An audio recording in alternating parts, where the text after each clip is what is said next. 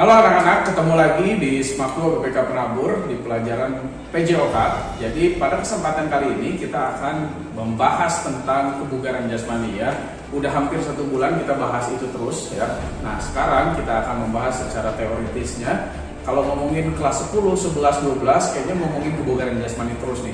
Nah kelas 12 tetap kamu harus ngomongin kebugaran jasmani karena kita nantinya akan membuat namanya program latihan. Nah, program latihan itu ya program latihan sendiri gitu ya. Jadi kamu bisa berolahraga sendiri, mengatur ritmenya, volumenya, intensitasnya ya. Nah, tentu jelas kamu harus namanya mengetahui teori dari kebugaran jasmani sendiri. Nah, berbicara masalah program, kamu nanti harus tahu dulu pengertian dari kebugaran jasmani, komponen-komponen kebugaran jasmani, kemudian bagaimana cara meningkatkan atau melatih dari kebugaran jasmani itu sendiri.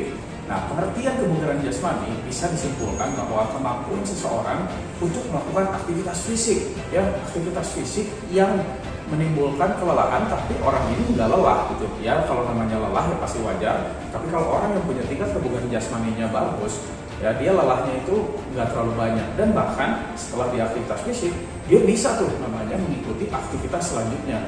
Kalau misalkan orang yang punya kebugaran jasmani rendah, biasanya ya kayak kalian mungkin ada yang beres olahraga itu langsung tidur, bahkan sakit-sakit badan segala macam. Nah itu tipe-tipe atau ciri-ciri orang yang tidak mempunyai kebugaran jasmani yang cukup baik.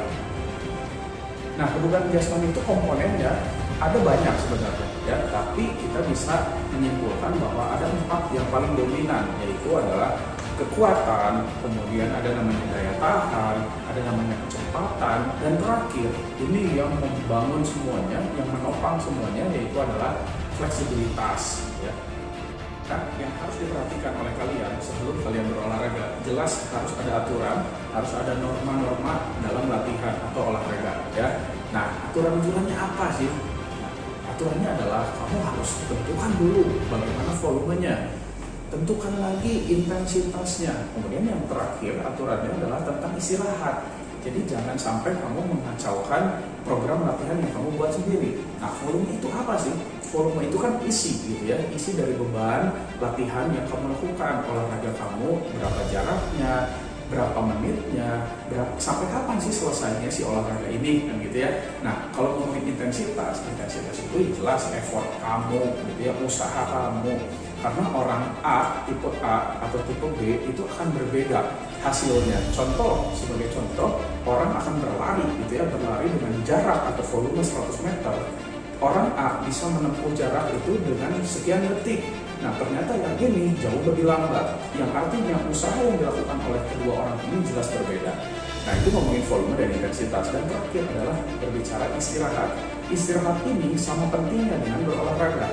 Jadi jangan sampai kamu tidak balance, dua-duanya harus seimbang. Olahraganya yang begini, istirahatnya juga harus segini. Jangan salah satu yang naik atau salah satu yang turun seperti itu.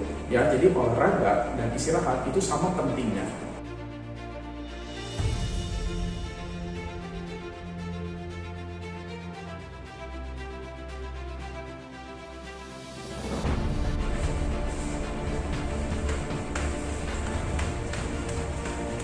Nah, nih anak-anak, sekarang saya lagi lari di tempat, ya, lagi lari di tempat. Jadi ini ngomongin daya tahan saya. Jadi kamu bisa lihat daya tahan saya segimana, mungkin bisa lihat ini 5 jam gitu ya.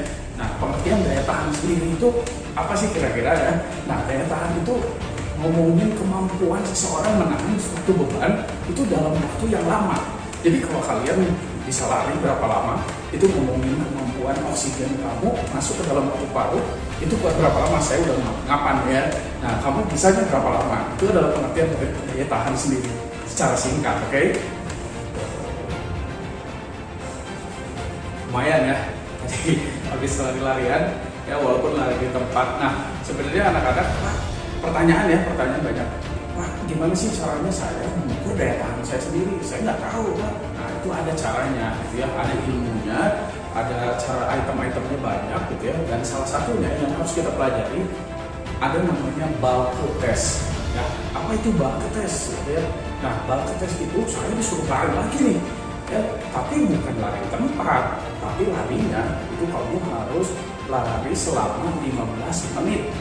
Nah, setelah kamu disuruh lari 15 menit, nanti diukur berapa jarak yang bisa kamu tempuh dari lari 15 menit itu. Ada yang 2.800 meter, ada yang 3.200, itu beda-beda ya, tergantung dari kemampuan daya tahannya sendiri.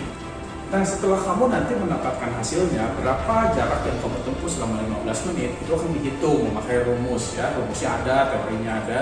Nah, hasilnya itu akan menentukan bagaimana tingkat kebugaran jasmani kamu dari sisi daya tahan. Jadi tadi kalau saya bilang di awal bahwa paru-paru kamu itu bisa menampung oksigen berapa banyak, gitu ya, itu namanya VO2 max ya. Nah, VO2 max ini yang akan membantu sirkulasi atau metabolisme di tubuh kamu. Jadi kan kalau ngomongin otot itu nggak akan bisa berkontraksi tanpa adanya oksigen. Nah, oksigen itu kan dialiri oleh darah, nah dipompanya oleh jantung. Jadi semakin baik seseorang punya oksigen banyak di dalam paru-parunya, volumenya semakin banyak, ya otomatis dia bisa melakukan olahraga yang banyak, aktivitasnya tinggi, daya tahannya juga jelas sangat tinggi. Nah, sekarang kamu harus tahu nih namanya manfaat dari latihan daya tahan.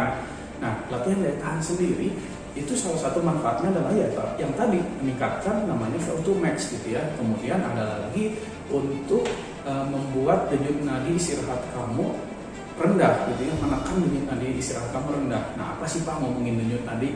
Nah, denyut nadi kamu punya denyut nadi kan dari jantung atau enggak nadi di sini. Nah, itu gampang cara menghitungnya. Ya, kamu tinggal pegang aja pergelangan tangan kamu ya, kemudian tekan memakai jari kamu gitu ya, ada ditekan sedikit atau bisa di leher ditekan sedikit. Nah, kamu bisa ngerasain, nggak mungkin nggak ada yang punya denyut nadi. Kalau nggak ada denyut nadinya kamu mati berarti ya.